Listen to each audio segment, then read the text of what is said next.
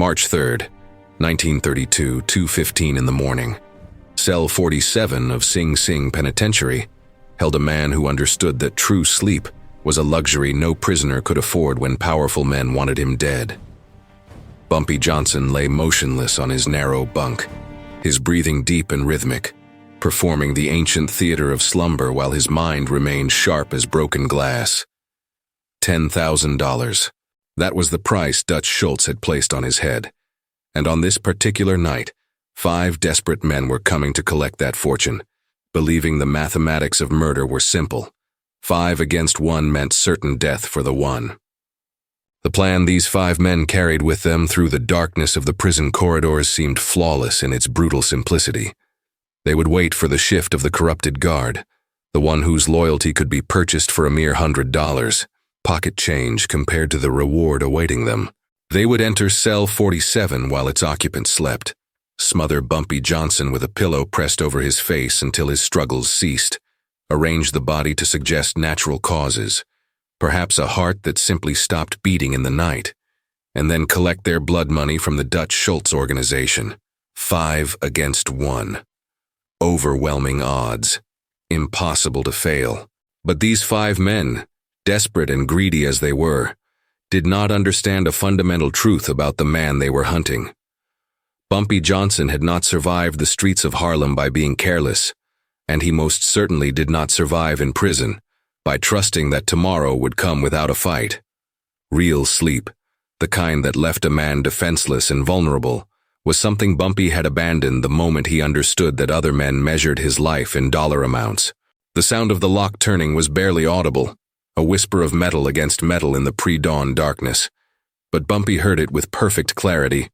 5 pairs of boots entered his cell, their owners trying for stealth but unable to completely silence the shuffle of feet on concrete, the nervous breathing of men preparing to commit murder. Bumpy did not open his eyes. He did not tense his muscles or change the rhythm of his breathing. He simply waited, patient as a spider in its web, counting the footsteps, mapping their positions in the darkness of his cell by sound alone. When the first man leaned over his bunk, close enough that Bumpy could smell the cigarettes on his breath and the fear in his sweat, only then did Bumpy Johnson move. What transpired in the next 20 minutes within the confines of cell 47 would become legend throughout Sing Sing. A story whispered in the yard and the mess hall, a cautionary tale about what happened when desperate men underestimated the most dangerous prisoner in New York State. 48 hours later, on the morning of March 5th, Dutch Schultz received a delivery at his office in the Bronx. The package arrived without a return address, just his name written in careful block letters on the plain brown box. When Dutch lifted the lid, the smell struck him first, that peculiar combination of decay and preservative that made his stomach turn before his eyes could process what they were seeing. Inside the box, arranged almost artfully on a bed of melting ice, were 10 human thumbs, severed cleanly at the joint, already beginning to discolor. Tucked among these grisly trophies was a single piece of paper, folded once, bearing a message written in elegant handwriting and signed simply, Bumpy Johnson, Cell 47. To comprehend the full meaning of what occurred in Cell 47 during those violent minutes before dawn, one must first understand who Bumpy Johnson was in the early months of 1932, and more importantly, why he occupied a cell in Sing Sing rather than walking free through the Harlem streets he had once protected with such ferocious dedication. Bumpy was not imprisoned because he lacked intelligence or because fate had dealt him an unlucky hand. He was locked behind bars because he had dared to stand between Dutch Schultz's criminal empire and the people of Harlem, because he had refused to allow the Dutch mob to flood his neighborhood with their poison and violence, because he had chosen protection of his community over his own freedom. But if Dutch Schultz believed that prison walls would diminish Bumpy Johnson's power, or make him vulnerable to attack, then Dutch understood nothing about how power truly operated within the hierarchies and shadows of the American penal system. Dutch Schultz controlled the illegal distribution of alcohol throughout Manhattan during those final desperate years of Prohibition, building an empire on the American thirst for forbidden liquor. But Harlem belonged to Bumpy Johnson in ways that transcended simple geography or criminal territory.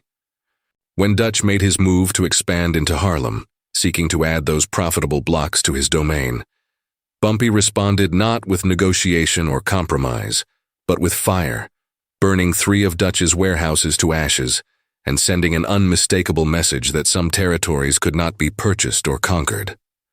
Dutch Schultz answered this defiance with violence, sending his enforcers into Harlem to kill and intimidate. But Bumpy Johnson countered with strategy, turning the streets themselves into traps and ambushes, transforming every corner and alley into potential danger for Dutch's men. The war that followed was brutal and bloody, leaving bodies on both sides, but neither man would surrender. Bumpy eventually found himself arrested in 1931 on a weapons charge, illegal possession of a firearm. But everyone who understood the machinery of New York justice knew the truth. Dutch Schultz had leveraged his considerable influence with corrupt police officials to remove his most dangerous opponent from the board, to cage the one man who stood between him and complete dominion over Harlem's criminal economy. 3 years was the sentence, 36 months that Dutch believed would be sufficient time to crush Bumpy's organization and claim Harlem for himself. Dutch imagined that Bumpy would be vulnerable behind bars, isolated from his network, powerless to prevent the dismantling of everything he had built. But Dutch Schultz, for all his ruthlessness and cunning, fundamentally misunderstood what happened to men like Bumpy Johnson when you put them in prison with nothing to lose and everything to prove. Inside Sing Sing, Bumpy did not wither or weaken or accept the diminished status of ordinary prisoner. Instead, he did what he had always done. He built networks of loyalty and obligation that extended through every level of the prison's social structure. Guards who needed extra money to feed their families found themselves in Bumpy's debt after small loans that never needed to be repaid. Kitchen workers who faced trouble from other inmates discovered that Bumpy's protection was absolute and freely given. Veteran prisoners who commanded respect in the yard recognized in Bumpy someone who understood the old codes and honored them, someone worth following. Within months of his arrival, Bumpy Johnson wielded more genuine power within those walls than the warden who nominally controlled the facility, and he knew with absolute certainty that Dutch Schultz would eventually make an attempt on his life. It was not a question of if Dutch would try to kill him, only a question of when, and so Bumpy Johnson waited, watched, gathered information, and prepared himself for the night when desperate men would come for his life. February of 1932. Dutch Schultz summoned his most trusted lieutenants to a meeting in his fortified office, men whose loyalty had been purchased with blood and money, men who understood that Dutch's word was law and disobedience meant death. Bumpy Johnson sits in a cage at Sing Sing, Dutch told them, spreading his hands as if the solution were obvious. Now is the time to destroy everything he built in Harlem, to take those streets that should have been ours from the beginning. But one of his captains, a scarred veteran of countless street wars, raised an objection. Boss, even with Bumpy locked up, his people in Harlem ain't backing down. They fight like he's still leading them, like they expect him to walk out tomorrow. Dutch Schultz smiled without warmth, the expression of a man who had considered every angle and found the perfect solution. Then we cut off the head, he said simply. We kill Bumpy inside Sing Sing, and when his people learn their leader died helpless in a prison cell, they will understand that loyalty to a dead man buys them nothing. I will pay $10,000 to whoever manages to kill Bumpy Johnson within the walls of Sing Sing Penitentiary, Dutch announced, and the room fell silent at the enormity of that sum. $10,000 was more money than most men earned in 5 years of honest labor, enough to change a family's entire trajectory, enough to make men consider doing terrible things. Vincent Call, a young enforcer known for his particular brand of casual violence, was the first to speak. I know 5 guys locked up in Sing Sing right now, boss. They owe a considerable gambling debt to my brother. Thousands they got no way to repay.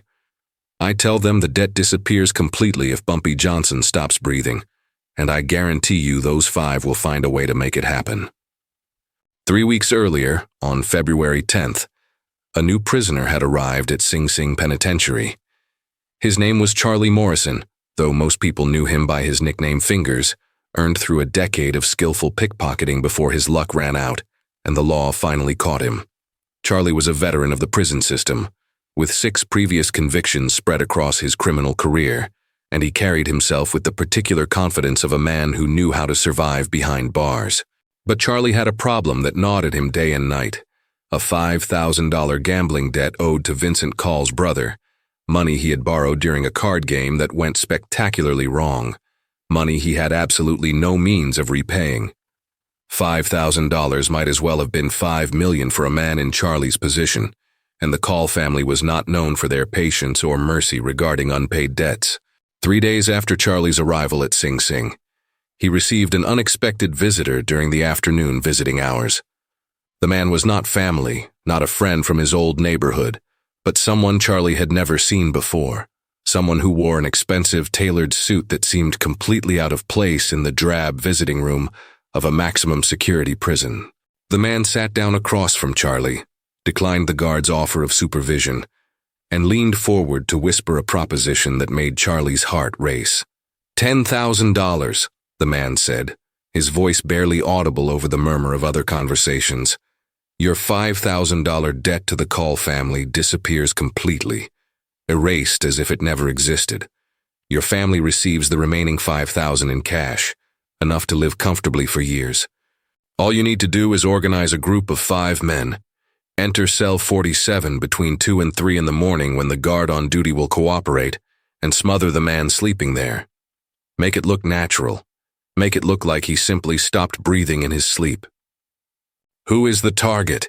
Charlie asked, though some instinct already whispered the answer in his mind, already warned him that money this substantial came with proportional danger. The man in the expensive suit smiled without humor. Bumpy Johnson. Charlie felt his stomach drop, felt the brief flare of hope extinguish as quickly as it had ignited. Everyone in Sing Sing knew who Bumpy Johnson was. Everyone understood that Bumpy commanded respect and loyalty throughout the prison, that he was connected to guards and inmates alike, that attempting to harm him was the fastest way to end up dead in the yard or the showers. But $10,000. His family freed from crushing debt. His own life no longer at risk from the Call family's enforcers. You have 1 week to arrange this, the man said, standing to leave. Choose your team carefully. Men who are desperate enough to take the risk, quiet enough to keep the secret, and expendable enough that no one will ask too many questions if things go wrong. Over the following days, Charlie recruited 4 men to join him in this desperate venture. Mickey the Mute, who owed money to loan sharks and communicated mostly through gestures and written notes. Billy Raines, whose family on the outside faced eviction and starvation without immediate financial help. Tommy 2 times called that because he always repeated himself, always said everything twice as if he didn't trust words the first time they left his mouth, and who needed cash to pay for his mother's medical treatments. Jake Sullivan, a former jeweler imprisoned for theft, who dreamed of opening a legitimate shop when he got out and needed seed money to make that dream possible. All 5 men shared the same fundamental qualities. They owed debts they could never repay through legal means. They were desperate enough to risk everything for one big score, and they understood that this opportunity would never come again. They agreed to strike on the night of March 3rd, during the shift of guard Donovan, a man whose loyalty could be purchased for $100 and whose cooperation would ensure the cell door opened when needed. What Charlie Morrison did not know, could not have known despite his years of prison experience, was that Bumpy Johnson had identified his assassination team almost from the moment Charlie began recruiting. A kitchen worker named Lewis had worked in Sing Sing's mess hall for 15 years, serving meals and cleaning tables, largely invisible to guards and inmates alike. Lewis owed Bumpy Johnson a favor from years past, one of those debts of gratitude that some men carry forever because they know their lives were saved or their families protected by a single act of intervention. When Lewis overheard Charlie whispering with Mickey in a corner of the kitchen, discussing the layout of cell 47 and the timing of guard shifts, Lewis immediately reported every word to Bumpy Johnson. Bumpy said nothing when Lewis delivered this intelligence. He did not alert prison officials or request protective custody or transfer to a different cell. He made no obvious moves that might warn Charlie Morrison that his plan had been compromised. Instead, Bumpy called 4 men to meet him during yard time, 4 prisoners whose loyalty to him was absolute and unquestioned, men who would follow his orders without hesitation or moral consideration. They gathered in a corner of the yard where conversations could not be overheard, where the guards knew better than to interrupt whatever Bumpy Johnson needed to discuss. Night of March 3rd, Bumpy told them quietly. 5 men are coming to my cell to kill me. I need you there, hiding in the shadows, ready to move when I give the signal. But you are not there to fight. You are there to bear witness. Witness to what? Asked Marcus, a scarred veteran who had served beside Bumpy in various criminal enterprises before both men ended up imprisoned. Bumpy's smile was cold and calculating, the expression of a man who had already played through every move of a complex game. Witness to what happens when Dutch Schultz sends amateurs to do a professional's job. Witness to a message that will travel from this cell all the way to the Bronx. Dutch thinks killing me in prison will break my power in Harlem. I am going to teach him that some men become more dangerous when you try to cage them, that attempting to murder me will cost him more than he can possibly imagine. In the days leading up to March 3rd, Bumpy Johnson maintained his normal prison routine with deliberate precision. He ate his meals in the mess hall at the usual times, sitting with the usual group of prisoners, displaying no unusual tension or awareness. He worked his assigned shift in the prison laundry, folding sheets and pressing uniforms with the same methodical care he always demonstrated. He played cards in the yard during recreation time, winning some hands and losing others, laughing at jokes and participating in the ordinary flow of prison social life. Charlie Morrison watched him constantly, searching for any sign that Bumpy knew about the plot, any indication that the plan had been discovered and would need to be abandoned. But Bumpy appeared completely relaxed, utterly confident, seemingly unaware that death was scheduled to visit him in just a few days. Charlie allowed himself to relax slightly, to believe that perhaps this impossible task might actually succeed. The morning of March 3rd arrived with the same gray dawn that marked every day in Sing Sing. But for Charlie and his 4 recruited killers, the weight of what lay ahead made every hour drag with excruciating slowness. Charlie barely touched his breakfast, his stomach too tight with anxiety to accept food. Mickey was sweating despite the cold air in the cell block, wiping his forehead constantly with shaking hands. Tommy repeated his prayers under his breath, saying each word twice as was his habit, asking God for forgiveness for what he was about to do and protection from the consequences.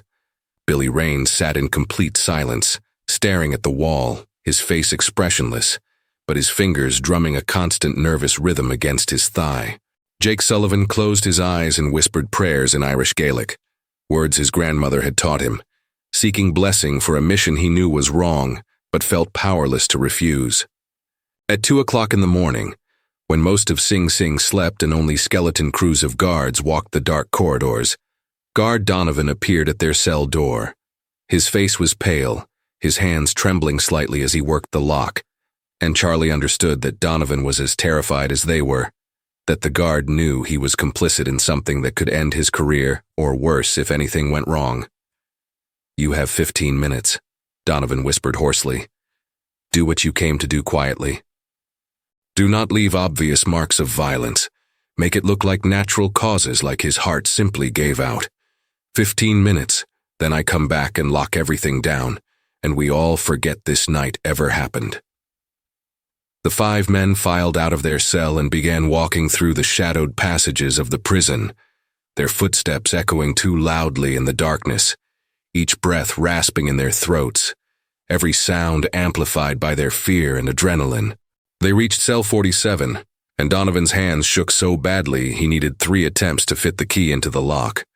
The door swung open with a whisper of hinges, and Charlie Morrison entered first, his eyes adjusting to the deeper darkness of the cell's interior. Mickey and Billy followed close behind, then Tommy and Jake, all 5 men crowding into the small space that contained a single bunk, a small table, a toilet, and what appeared to be a sleeping man. Bumpy Johnson lay on his bunk exactly as they had hoped to find him, covered with a thin blanket, his chest rising and falling with the deep rhythm of genuine sleep. his face relaxed and peaceful, apparently completely unaware that 5 killers now stood over him with murder in their hearts. Charlie pointed silently, assigning positions. Mickey and Billy moved to either side of the bunk, ready to grab Bumpy's arms and pin them down the moment the violence began. Tommy positioned himself by the cell door, his role to watch the corridor and ensure no unexpected guards came to investigate sounds of struggle. Jake Sullivan held a pillow taken from his own bunk, the instrument he would use to suffocate Bumpy Johnson while the others restrained him. The plan was brutally simple. Jake would press the pillow over Bumpy's face. Mickey and Billy would control his arms and prevent him from fighting back. Charlie would supervise and ensure nothing went wrong. Tommy would keep watch. Fast, quiet, efficient. 5 against 1. Overwhelming force applied to a sleeping, helpless target. Jake Sullivan leaned forward with the pillow, his hands trembling but his resolve firm, thinking of the money waiting for him and the legitimate business he could start with his share of the $10,000. That was when Bumpy Johnson opened his eyes. Not slowly, not with the confusion of a man waking from sleep, but instantly, with complete alertness, with the perfect awareness of someone who had never been sleeping at all, who had been waiting for exactly this moment, with the patience of a predator in ambush. And in that terrible instant when Jake realized they had walked into a trap, 4 shadows detached themselves from the darker corners of cell 47. Marcus and 3 other men, hidden since before midnight, witnesses to everything that had happened since Donovan opened the door, ready to testify to who had entered this cell with murder in their hearts. What transpired in the next 20 minutes was never fully documented in any official prison report, never described in complete detail to authorities or recorded for posterity. Guards stationed in other cell blocks heard muffled sounds of impact, dull thuds of bodies striking concrete, strangled gasps quickly cut off. Other prisoners woke to the sounds of violence, but no one called for help. No one pressed alarm buttons. No one demanded that guards investigate the disturbance. In Sing Sing Penitentiary, when Bumpy Johnson settled his accounts with men who had wronged him, the unwritten rule was simple. You heard nothing, you saw nothing, you knew nothing. Interfering in Bumpy's business was an excellent way to become part of that business yourself, and no prisoner wanted that distinction. At precisely 2:37 in the morning, Guard Donovan returned to cell 47, his face greenish with anxiety, his hands still shaking as he unlocked the door again.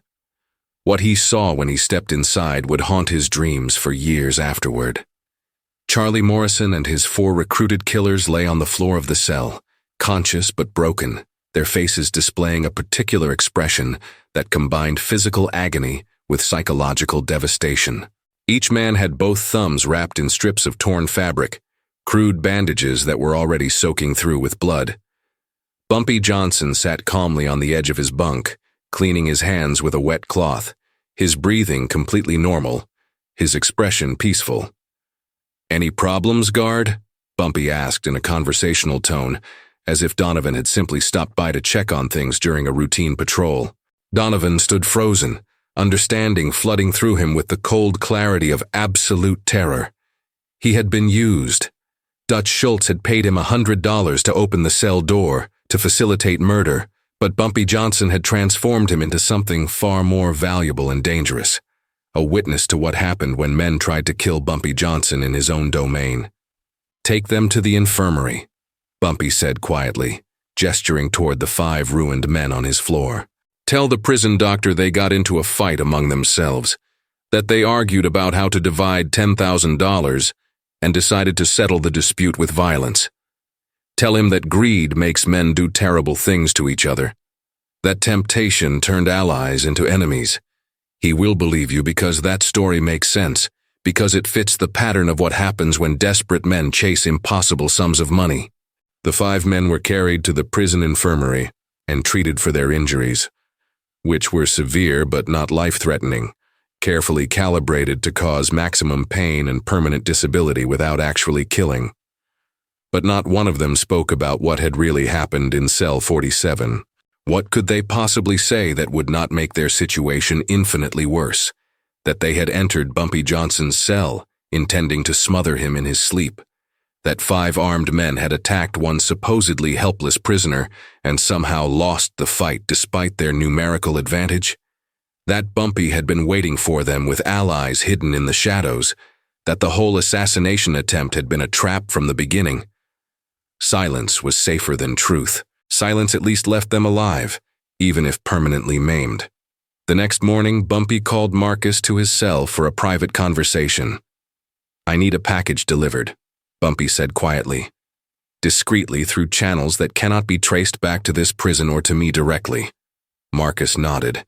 He had contacts outside Sing Sing's walls, people who owed him favors, people who could move items without asking inconvenient questions or leaving paper trails that might interest law enforcement. "Where does this package need to go?" Marcus asked. "The office of Dutch Schultz in the Bronx," Bumpy answered. "No return address. Just his name written on the box, clear enough that he knows it is specifically for him, that this delivery carries a message meant for his eyes only."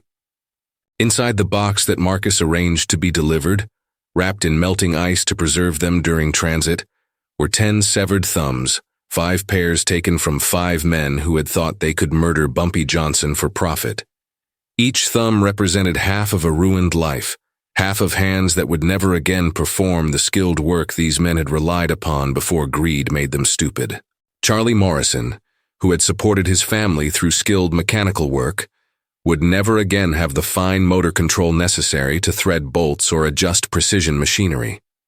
Mickey the Mute, already handicapped by his inability to speak, now lost the ability to communicate through written words or sign language with any real dexterity. Billy Raines, who had once played piano in churches and speakeasies, would never again coax music from ivory keys. Tommy Two Times could no longer grip a weapon properly, making him useless for the violent criminal work he had specialized in. Jake Sullivan, the jeweler, had lost the precise control necessary to set stones or craft delicate metalwork. Tucked among these grisly trophies was a note written in Bumpy Johnson's own careful handwriting, every letter perfectly formed, the message composed with deliberate irony. "Dear Dutch, thank you for the generous $10,000 donation to my charitable foundation. I have used these funds to purchase comprehensive life insurance policies for 5 families whose primary providers were rendered unable to work due to unfortunate circumstances. The original owners of the enclosed thumbs will never need to labor again, and their dependents will be provided for in perpetuity. Your contribution to their welfare is deeply appreciated. With sincere regards, Cell 47. March 5th at noon. Dutch Schultz sat behind his massive desk in the fortified office from which he commanded his criminal empire. Vincent Call stood nearby, waiting to receive orders or praise for the assassination that should have been completed days ago. When Dutch opened the unmarked package that had been delivered that morning, Vincent Call was the first to react, his face going pale before he turned and vomited into a corner wastebasket, his body rejecting what his eyes had seen. Dutch Schultz said nothing for a very long time.